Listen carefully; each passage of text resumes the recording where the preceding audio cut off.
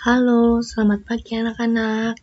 Hari ini kita akan belajar tema 4, keluargaku, subtema 2, kegiatan keluargaku.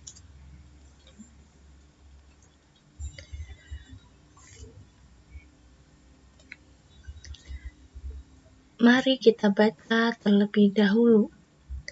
Anggota keluarga memiliki kegiatan yang berbeda. Setiap hari, ayah pergi ke kantor. Anak-anak pergi ke sekolah. Ibu menyiapkan makanan untuk keluarga. Semua anggota keluarga saling membantu. Pekerjaan pun jadi lebih ringan.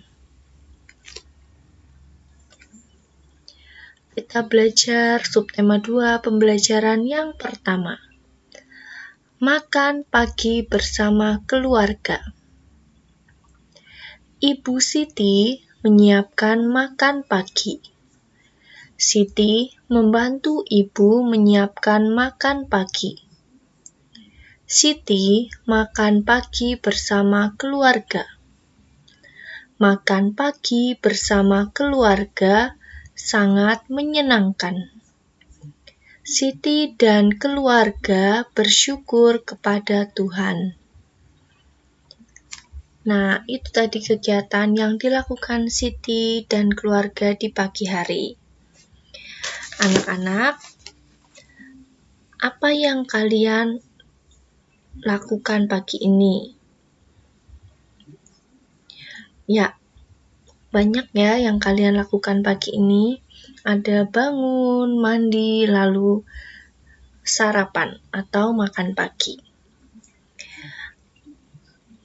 Apa yang kalian makan pagi ini? Lalu apa yang kalian minum?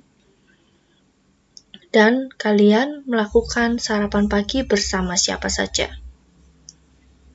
Ya, kalau Bu Kristi hari ini sudah sarapan. Ya, hari ini Bu Kristi makan pagi nasi dengan lauk telur. Nah, nanti kalian bisa menceritakan kegiatan makan pagi kalian pada tugas hari ini. Oke?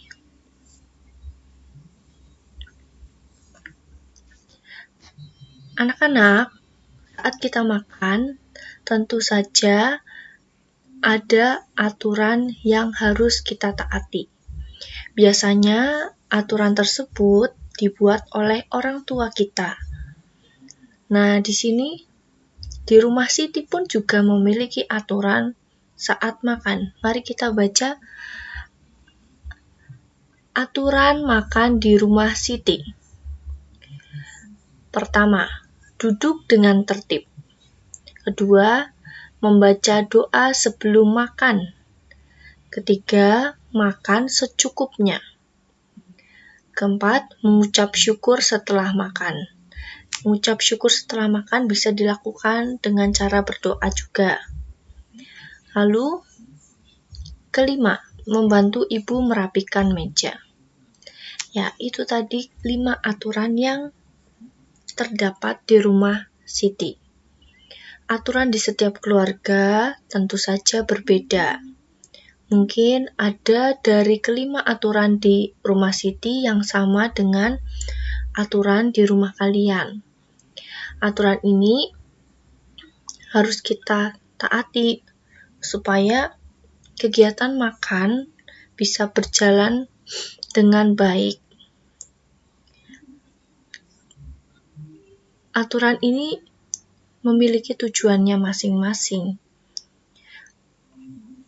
Contohnya, duduk dengan tertib. Duduk dengan tertib itu sangat harus kita lakukan saat kita makan. Karena kalau kita melakukan makan sambil berjalan atau makan sambil berdiri, maka kita akan kesulitan saat makan. Kita juga bisa mengalami makanannya terjatuh saat kita makan tidak sambil duduk. Lalu, membaca doa sebelum dan sesudah makan. Nah, ini sangat berguna dan menunjukkan rasa syukur kita kepada Tuhan. Karena hari ini kita masih diberi rezeki untuk bisa makan dengan baik bersama keluarga. Selanjutnya, makan secukupnya. Makan secukupnya ini juga sangat penting. Kita harus mengambil makanan sesuai dengan kebutuhan kita masing-masing, secukupnya saja. Tidak perlu makan yang terlalu banyak sampai piringnya penuh. Tidak perlu, kita ambil makan secukupnya saja. Supaya perut kita juga terisi dengan secukupnya. Kalau perut kita terisi terlalu banyak sampai terlalu kenyang, kita akan kesulitan saat beraktivitas. Lalu selanjutnya membantu ibu merapikan meja. Tentu saja setelah kita makan, kita harus merapikan alat-alat makan kita. Dirapikan lalu dibersihkan. Supaya saat kita ingin menggunakan alat makan itu, kita sudah memiliki alat makan yang bersih. Kalau alat makan kita tidak langsung dirapikan dan dibersihkan, saat kita akan makan lagi, kita harus menunggu lama karena kita harus membersihkannya terlebih dahulu. Oke, itu dia fungsi dari aturan makan di rumah Siti. Selanjutnya, ungkapan terima kasih. Ungkapan terima kasih biasa diucapkan saat kita mendapat bantuan, hadiah, atau ucapan penghargaan. Contohnya, di sini ada percakapan yang dilakukan oleh Siti dan Ibu. Mari kita baca percakapan ini tentang ungkapan terima kasih. Bolehkah aku membantu merapikan meja, Bu? Silahkan, Siti. Hati-hati membawa piringnya. Baik, Bu. Siti anak yang rajin. Terima kasih, Siti. Sama-sama, Bu. Nah, kalau dari percakapan ini kita bisa melihat ungkapan terima kasih yang diucapkan ibu karena Siti telah menolong ibu. Jadi, ungkapan terima kasih dalam percakapan ini diucapkan karena ibu menerima bantuan dari Siti. Ya, banyak sekali contoh ungkapan terima kasih. Misalnya tadi karena mendapatkan hadiah. Misalnya mendapatkan hadiah ulang tahun atau hadiah penghargaan, kita biasanya juga mengucapkan terima kasih. Ya, sudahkah kalian mengucapkan terima kasih ketika mendapat bantuan dari orang lain? Ya, bagus. Ungkapan terima kasih itu sangat penting ya. Jadi, kalian harus berlatih mengucapkan kata terima kasih ketika setelah mendapatkan bantuan atau mendapatkan hadiah. Selain ungkapan terima kasih, kita juga belajar tentang ungkapan tolong. Kata tolong biasa diucapkan saat kita memerlukan bantuan orang lain.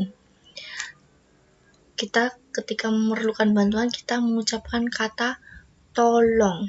Jadi, kita tidak langsung menyuruh orang lain, tapi gunakanlah kata tolong karena kalian menginginkan bantuan orang lain. Jadi, ungkapkanlah kata tolong sebelum meminta bantuan. Nah, di sini ada percakapan antara Siti dan Ibu. Siti, bantu ibu menyapu halaman. Baik, Bu. Nah, ini kita isi dengan kata tolong. Karena di sini ibu memerlukan bantuan Siti. Ya, di sini ibu mengucapkan kata bantu ibu. ya, bantu. Berarti titik-titik ini diisi dengan kata tolong. Ya, ketika kalian ingin meminta bantuan, ungkapkanlah kata tolong kepada orang lain.